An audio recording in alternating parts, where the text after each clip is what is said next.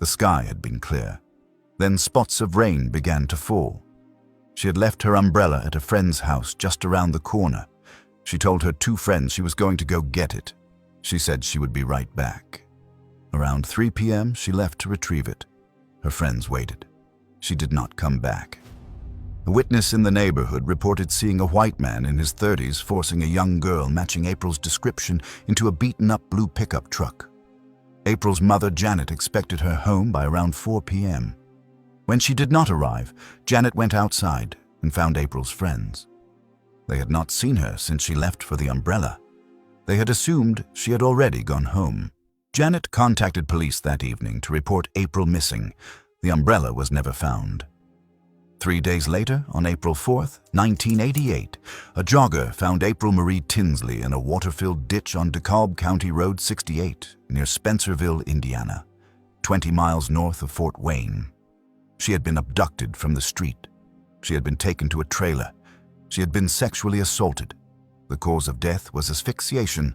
One shoe was on. The other shoe was found 1,000 feet from her body. A sex toy in a shopping bag was recovered nearby. Semen was recovered from her underwear.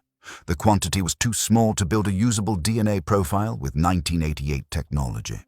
The evidence was preserved. First responders called for backup. 2 local radio stations established reward funds within hours and covered the cost of April's burial. What was not found at the scene, or anywhere along the 20 miles between Fort Wayne and Spencerville, was the umbrella she had gone to get. 250 Fort Wayne police officers and 50 volunteers began searching immediately after April was reported missing. 1 man was arrested in the early period of the investigation and later acquitted. No further charges followed that line. The case appeared on America's Most Wanted and Crime Watch daily. Thousands of tips were generated and worked. Every one of them went cold. The FBI Behavioral Analysis Unit developed a profile. White male, late 20s to early 30s at the time of the crime. A preferential child predator, likely embedded in the community rather than passing through. The profile was accurate. It produced nothing. The biological evidence from the scene was submitted to CODIS. No match came back. The man responsible had no criminal record.